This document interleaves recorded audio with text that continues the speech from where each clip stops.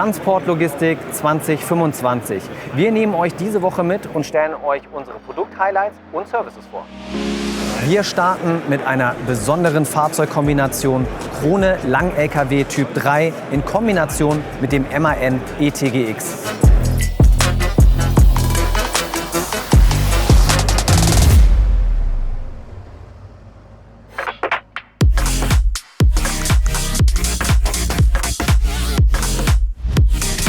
Alois, was macht die Kombination aus MAN E-TGX und Krone Zug so besonders?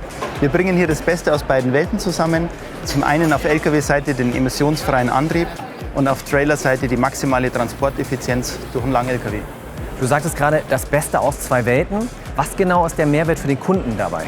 Also wir haben einerseits bis zu 560 Kilowattstunden nutzbare Batteriekapazität an unserem Lkw und dadurch eine Reichweite von über 500 Kilometer.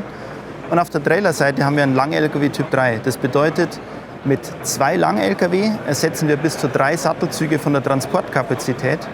Und zudem haben wir noch aerodynamische Maßnahmen am Auflieger mit den Sideflaps und mit der Verkleidung vom Rahmen unten, um die Aerodynamik nochmal zu verbessern und die Reichweite zusätzlich zu erhöhen. Also gerade die Kombination aus Drybox und Profiliner 5 macht da den Unterschied. Zum einen die robuste Bauweise des doppelwandigen Seitenanfahrschutzes der Drybox, Krone-Achsen mit Luftfederung und Scheibenbremsen am Dolly sowie Profiliner 5 mit Safe Curtain und aerodynamischen Anbauteilen.